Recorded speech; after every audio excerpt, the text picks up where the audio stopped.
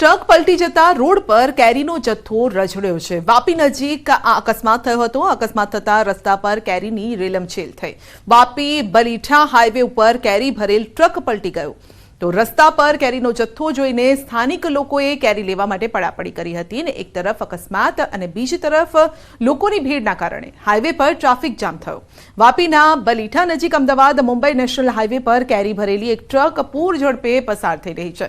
એ વખતે જ અચાનક ટ્રકના ચાલકે સ્ટીયરિંગ પરથી કાબુ ગુમાવ્યો। ટ્રક હાઈવે પર પલટી ખાઈ ગઈ હતી અને કેરેલથી આખી ટ્રક કેરી ભરીને વડોદરા જઈ રહી હતી અને ત્યારે જ વાપી નજીક પહોંચતા જ પલટી મારી ગઈ હતી। ટ્રક પલટી મારતા જ કેરીનો જથ્થો હાઈવે પર પથરાઈ ગયો। ટ્રકમાં ભરેલી 12 ટન કેરી રસ્તા પર પડતા લોકોએ કેરી લેવા માટે પડાપડી કરી અને મોંઘા ભાવની આ કેરીને જોઈ આસપાસના લોકોના ટોળા એકઠા થઈ ગયા, પરંતુ કેટલાક લોકોએ તાત્કાલિક પોલીસને જાણ કરતા પોલીસ અહીં પહોંચી પોલીસ પહેરામાં કેરીના જથ્થાને ફરી પાછો ભેગો કરવામાં આવ્યો, ટ્રક ભરવામાં આવ્યો।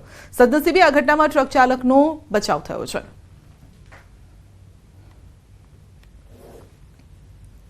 સુપ્રસિદ્ધ યાત્રાધામ ડાકોર રણછોડરાયજી મંદિરમાં ભક્તો બાખડ્યા હતા।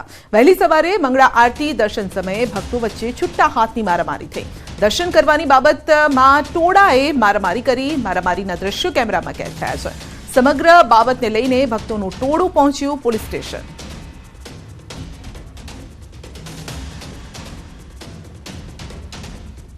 ચૈત્ર મહિનો અને ફાગણ મહિનો એટલે ભક્તોનો ઘોડાપૂર હોય અને એમાંય મંગળા આરતીના દર્શન માટે લોકો શ્રદ્ધાથી મંગળાના દર્શન કરવા આવતા હોય છે, મોટી સંખ્યામાં હોય છે। ભાવિક ભક્તો જ્યારે દર્શન કરતા હોય છે ત્યારે સૌથી આગળ ઊભા રહેવા માટે આંતરિક હરીફાઈ થતી હોય છે અને એને લીધે થઈને આંતરિક ઝઘડો થતો હોય છે। આ જ ઘટના હતી કે આગળ હરોળમાં સ્થાનિક લોકો ઊભેલા હતા અને વૈષ્ણવો પાછળથી આગળ જવા માટે પ્રેશર કરતા હતા। સ્થાનિક લોકો નહીં ખસતા બોલાચાલી થઈ હતી। મંદિર પ્રશાસને આજે પણ બધા વૈષ્ણવોને છૂટા પાડવાનો જ પ્રયત્ન કરેલો અમારા સિક્યુરિટી ગાર્ડે અને પોલીસને પણ પછી બોલાવવામાં આવી હતી। એક જ આકસ્મિક આવો ઝઘડો થતાં ત્યાંથી અચાનક બનતા એમને છૂટા પાડવા પણ પછી મુશ્કેલ પડ્યા હતા। ઉગ્ર વાતાવરણ એ લોકોએ આંતરિક કરી લીધું હતું। વૈષ્ણવો કાયદાનું ઉલ્લંઘન કરી અને સ્ત્રી વિભાગમાં પ્રવેશ કરવા માટે આડોડાઈ કરતા હોય છે ત્યારે ઘણસર સર્જાતા હોય છે એ કર્મચારી સાથે અને વૈષ્ણવોની આંતરિક દર્શનની હરીફાઈ એકબીજાને સ્પર્શ થવો કે ધક્કો વાગવો એના કારણે પણ સંઘર્ષ થતા હોય છે। એમાં મંદિર પ્રશાસન એમની પર કોઈ પગલાં લઈ શકતો નથી, પણ સુચારુ વ્યવસ્થા ગોઠવવા માટે અમારું તંત્ર કામે છે અને એમને છૂટા પાડી દર્શન સારી રીતે થાય એવો અમારો ડાકોર ટેમ્પલ કમિટીનો એમ છે। બ્રેક પર જતા પહેલા નજર કરીશું ટોપ 3 હેડલાઇન્સ પર। સુરતમાં ઈ મોપેડના ગોડાઉનમાં લાગેલી ભીષણ આગ કાબૂમાં। 19 ઈ મોપેડ બાઇક બળીને ખાક। 60 ઈ મોપેડ બાઇકને બચાવી લેવાયા। સુરતના અઠવા લાઇન્સ અને રાંદેરમાં પાણી કાપ। આવતીકાલ સવારે 9 વાગ્યા સુધીમાં પાણી કાપ। 9 લાખ લોકોને થશે અસર। સોના ચાંદીના ભાવમાં 2000નો વધારો। 24 કેરેટ સોનાનો ભાવ 71,400 રૂપિયા। ચાંદી 77,000 પાર પહોંચ્યો।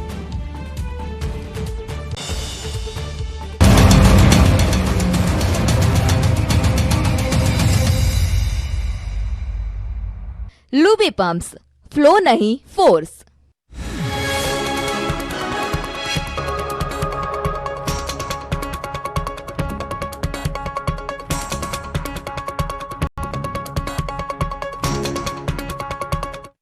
लूबी पंप्स, फ्लो नहीं फोर्स।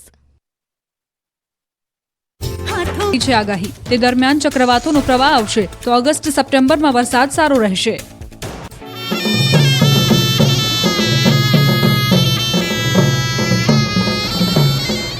નસવાડી તાલુકાનું એક ગામ એવું છે કે જ્યાં આઝાદીના વર્ષો બાદ પણ લોકોએ તેમના ગામના પાકા રસ્તા જોયા જ નથી। હવે જ્યારે ચૂંટણીનો માહોલ જામ્યો છે ત્યારે હવે ગામના લોકો ડુંગરો પર ચડી શરણાઈ અને ઢોલ વગાડીને તંત્રના કાન સુધી પહોંચાડવાનો પ્રયાસ કરી રહ્યા છે। નસવાડી તાલુકાનું સૌથી મોટું ગામ કે જેમાં ગામ ડુંગરો પર વસેલું છે। આ ગામ રસ્તા અને પીવાના પાણી જેવી પ્રાથમિક જરૂરિયાતો ઝંખી રહ્યું છે। કેટલાક લોકોની જિંદગી પૂરી થવા આવી પણ તેમને આજ દિન સુધી પાકા રસ્તા જોયા નથી। પીવાના પાણી માટે ડુંગરીમાં દૂર દૂર સુધી ભટકવું પડે છે। ગામના લોકોનું કહેવું છે કે ચૂંટણી આવે ત્યારે જ નેતાઓ ટપકી પડે છે, પરંતુ તેમના કરેલા વાયદા પૂરા કર્યા નથી, જેથી હવે ચૂંટણી આવતા જ કંટાળીને લોકોએ ઢોલ નગારા વગાડીને સુવિધાઓની ગુહાર લગાવી. આ ગામમાં 12 ફળિયા આવેલા છે અને તમામ ફળિયાના રસ્તા બિલકુલ પથરાળ છે. કાર તો શું, બાઇક પણ ચલાવી મુશ્કેલ પડે. આવી સ્થિતિમાંથી છુટકારો મેળવવા લોકો એકઠા થયા અને સૂત્રોચ્ચાર સાથે પાકા રસ્તાની માંગ કરી. સ્થિતિ એટલી હદે વિકટ છે કે લોકોને હોસ્પિટલ લઈ જવા હોય તો પણ મહા મુશ્કેલીનો સામનો કરવો પડે છે. બાળકોને શાળા સુધી પહોંચવા માટે 3-3 કિલોમીટર પગપાળા જવું પડે છે. ખાસ કરીને ચોમાસા દરમિયાન અહીંના લોકોને ભારે હાલાકીનો સામનો કરવો પડે છે. એકઠા થયેલા લોકોએ કહ્યું કે જે નેતા તમામ સમસ્યાનું નિરાકરણ લાવવાની બાંહેધરી આપશે તેમને જ મત આપશે. અમદાવાદના સાયન્સ સિટી 4 રસ્તા પર અંડરપાસ બનાવાયો. અહીં વાહનોની વધુ અવરજવરને કારણે ટ્રાફિક સમસ્યા સર્જાતી હતી. કેટલાક દિવસોથી અંડરબ્રિજ તૈયાર થઈ ગયો હતો, પરંતુ ચૂંટણીના કારણે નેતાઓ આ બ્રિજનું લોકાર્પણ કરતા નહોતા.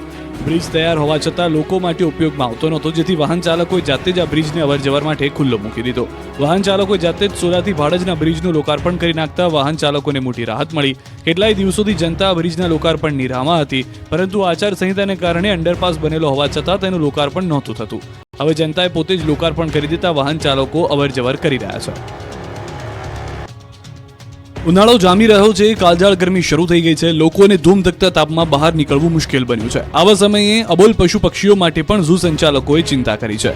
ભીષણ ગરમીના તાપથી બચવા માટે સુરતમાં પશુ પક્ષીઓ માટે ખાસ વ્યવસ્થા કરવામાં આવી છે. સુરત મહાનગરપાલિકા સંચાલિત સરથાણા ખાતે આવેલા પ્રાણી સંગ્રહાલયમાં પ્રાણીઓ માટે ઠંડકની વિશેષ વ્યવસ્થા.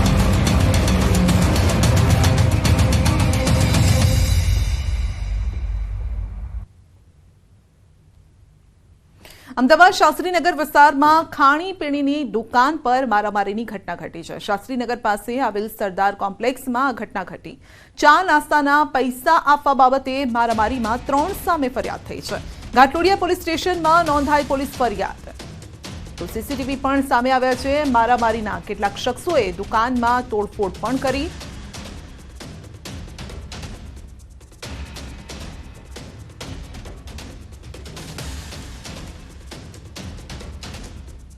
જૂનાગઢમાં જાહેરમાં હથિયાર સાથેનો વિડીયો વાયરલ થયો છે. હાથમાં ઘાતક હથિયાર રાખી ઇન્સ્ટાગ્રામમાં વિડીયો અપલોડ કર્યો હતો. લોકોમાં ભય ફેલાવવાનો હેતુ હતો. પોલીસની કાર્યવાહી. આફતાબ નોઈડા, સમીરભાઈ હસનભાઈ નોઈડા સામે કરવામાં આવી છે કાર્યવાહી અને બંને યુવકોને કાયદાનું ભાન કરાવે છે પોલીસ. વિડીયો મૂકવા બદલ બંને યુવાનોએ માફી પણ માંગી છે.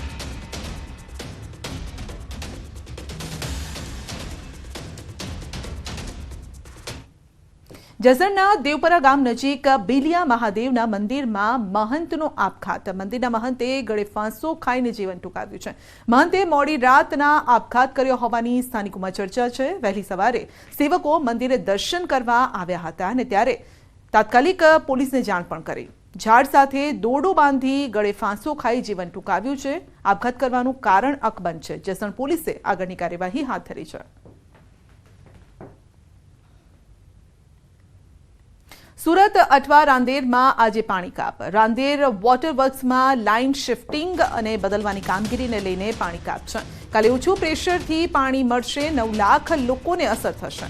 આજે સવારે 9 થી કાલે સવારે 9 પહેલા પુરવઠો નહીં મળે.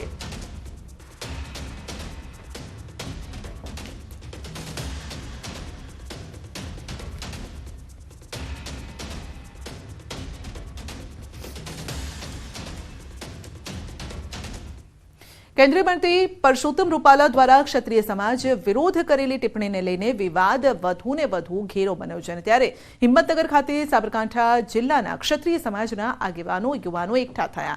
એકઠા થઈ જિલ્લા કલેક્ટરને રજૂઆત કરવા માટે પહોંચ્યા. આવેદનપત્ર આપી ઉમેદવારી રદ કરવા માટે રજૂઆત કરાઈ. જો ઉમેદવારી રદ નહીં કરવામાં આવે તો આગામી દિવસમાં ગુજરાત ક્ષત્રિય સમાજ દ્વારા જે પણ કંઈ કાર્યક્રમ આપવામાં આવશે તે કાર્યક્રમ અન્વયે આગામી સમયમાં પણ વિરોધ થશે તેવી ચીમકી આપી છે.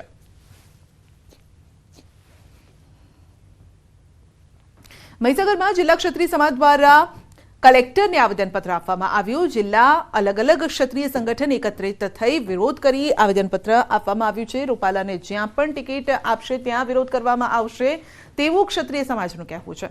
જિલ્લા ક્ષત્રિય સમાજ આકરા પાણીમાં છે. રૂપાલાને લઈ દેશભરમાં વિરોધ કરવામાં આવશે તેવી ચીમકી ઉચ્ચારી છે.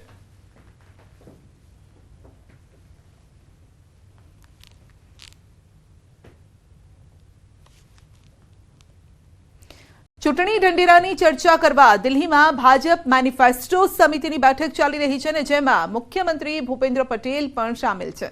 મેનિફેસ્ટો સમિતિની બેઠકમાં અલગ અલગ રાજ્યોના દિગ્ગજ નેતાઓ પણ સામેલ છે અને આ ઉપરાંત કેન્દ્રીય મંત્રી સ્મૃતિ ઈરાની પણ આ બેઠકમાં હાજર છે.